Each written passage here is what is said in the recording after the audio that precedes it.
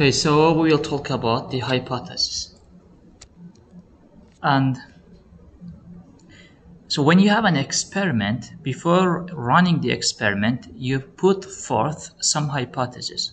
Okay, so there are two types of hypothesis. So the one is called the null hypothesis, the other one is called the alternate, which is alternative to null hypothesis. The null hypothesis says that, as the name implies, that we will not have any change or any effect by doing this experiment. Okay, so maybe I will give you examples here. Like, so we have a experiment that we check for the wait times for the restaurant. We have 3 restaurants like A, B, C, and then we say that as a null hypothesis, there is no any difference in wait times for the restaurants A, B, and then C. So as the name says, this one is null, and this one is just an hypothesis that lets us to either reject it or accept it.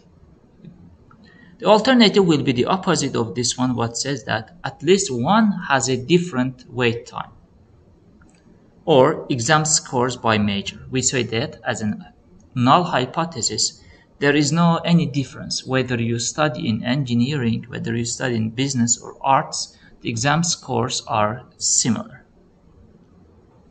The alternate says that, which is the opposite of the null hypothesis, one has a different average exam score than the others. This is what it means as putting forth the hypothesis before you start the experiment. And when you do the experiment and you see whether it is true or not, okay, so whether the hypothesis that you have put forth is true or not. Or there are product defects, and you say that as a null hypothesis, there is no any difference, okay.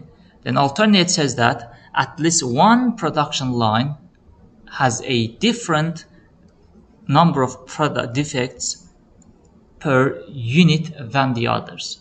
You see that the logic or intuition is the same for all types of null hypothesis.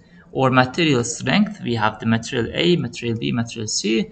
We say that all have the similar tensile strength. Okay, there is no difference.